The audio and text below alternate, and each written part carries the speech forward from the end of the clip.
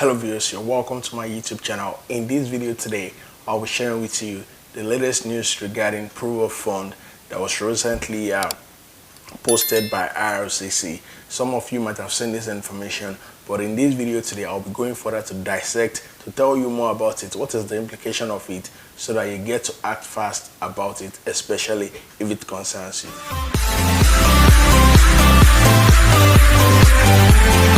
Alright viewers, welcome to my YouTube channel. I still remember my humble self, MC Bernardino. This is Canada Reality, where I dish out content for those that are in Canada and those that are anticipating on migrating to Canada. If this is your first time on this YouTube channel, please hit on the subscribe button, turn on the notification bell so that anytime I drop a video, you'll be among the first to get it. And for our returning viewers, thank you very much for believing in us. God bless you. Alright, so I implore you to watch this video up until the end because it promised to be informative and insightful. Alright, earlier on I told you that in this video I'll be telling you about the latest news that we got from IRCC regarding new updated proof of fund. What is the implication of it and how does that affect you, especially if you are in the express entry pool and you're anticipating on getting your ITA.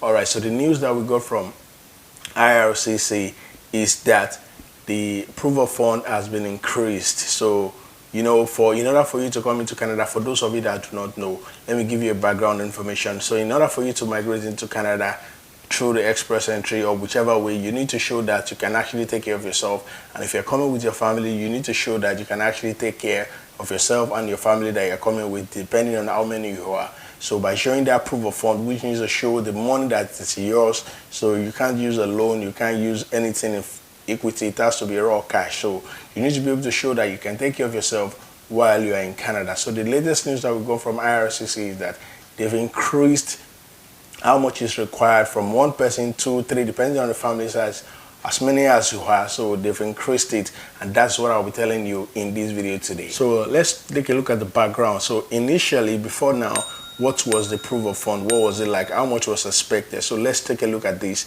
together.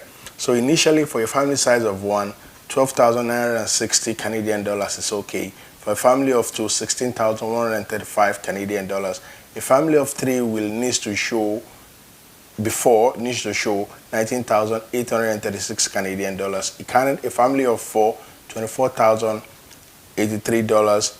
Family of five, 27,315 Canadian dollars. A family of six needs to show 30,806 Canadian dollars, while a family of seven needs to show 34,299 Canadian dollars. And for every extra member, if you are 8, you need to have additional 3,492 to the 34,020. So depending on how many you are, if you are more than 7, you need to keep adding additional 3,492 Canadian dollars. So that's what was obtainable before regarding proof of fund. But with the latest update that we get, so let's look at the new update and how much is required for each family size. So looking at the new updated one, for a family of one, it has increased to 13,213, and it used to be 12,960. For a family of two, it's now 16,449. So the list goes on until a family of seven now requires 34,967 as against the 34,299 that it used to be. And for every extra member now, you need to have 3,560 as against the 3,492. Alright, so since you have now seen, we've been able to juxtapose between the old proof of fund and the new one. So you can now see that there's a slight adjustment, there's an increment, and you want to agree with me that it was because of the, because of the economy.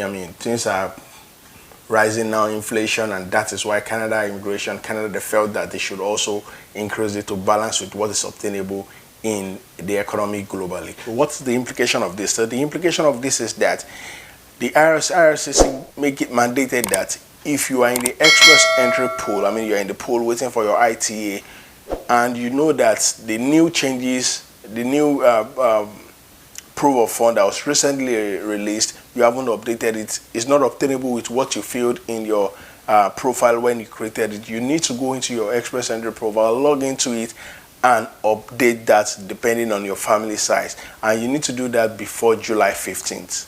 Once again, let me reiterate, It means that if you are in the Express Entry pool, you've created your profile before, and you discover that the new proof of fund that was recently released doesn't correlate with what you put key in there when you created your profile, you need to log into your Express Entry profile and try to update that by trying to put in the new figure. If you do not update that, you stand the risk of not being invited to apply for permanent resident. All right, so let me also add this, that this rule is only applicable to those that are outside Canada that are applying for Federal Skilled Trade or Federal Skilled Worker, FSW or FST.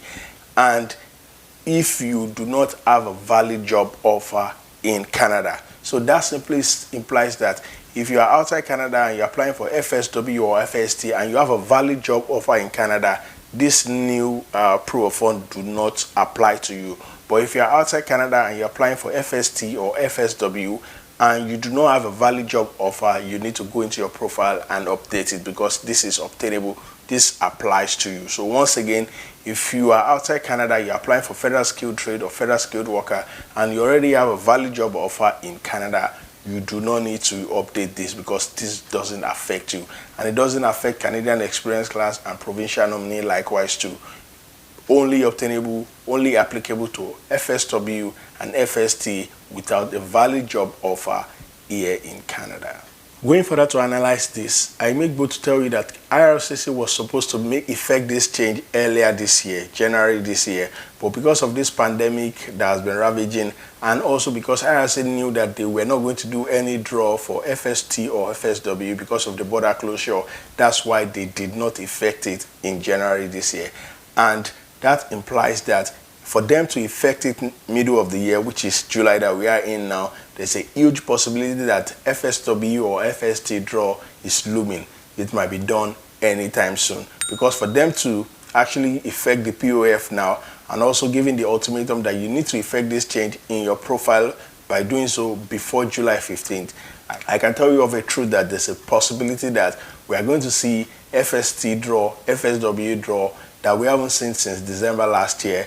It might be happening anytime soon. And also let me sound this note that even if you go into your Express Entry profile to effect this change, you would not lose your position for tile breaker in the Express Entry pool. So even if you update it now and you resubmit, you are not going to lose your initial position that you occupy in the Express Entry profile. You still keep the same position, so you don't have to be perturbed about losing your position because you are resubmitting. All right, so let me quickly add this too. For those of you that do not know how you go about your proof of fund, so your proof of fund as stated in by Canada government on the official website of IRCC. So the proof of fund that you need to submit for your Express Entry application, or whichever application you are submitting for Canada visa, it needs to be in your name, and it needs to be on the bank's letterhead. The bank that is providing the bank statement for the proof of fund, it needs to be on the bank's letterhead, and additional information include it must be printed on the financial institution letterhead that I said earlier. Include the institution's address, phone number, and email. Include your name. That's you, the applicant. Your name must be included. List outstanding debt such as credit card debt and loans, and include for each bank and investment account the actual numbers, date each account was opened, current balance of each account, and the average balance for the past 6 months. So those are the information that needs to be included in the proof of fund that you're submitting for IRCC. And don't forget, it needs to show for the last 6 months. Once again, let me add by saying that you do not need to borrow money. It's not accepted for you to borrow money for proof of fund. Loan is not accepted for proof of fund. Equity is not accepted for proof of fund. It has to be raw cash that you have available. Alright viewers, do you enjoy this video that I have just shared with you today? If you do, please hit on the likes button. If you haven't subscribed to this YouTube channel, please, it doesn't cost you anything. Hit on the subscribe button, turn on the notification bell so that anytime I drop a video, you'll be among the first to get it. And if you have any question that you feel you're not clear about based on what I've said or what you've read, please feel free to drop it in the comment section. I love reading those comments, and I will do justice by answering your questions. Till I come back to you again on this YouTube channel, I remain my humble self, MC Bernardino. Please get the vaccine as soon as possible and stay out of trouble. Peace out.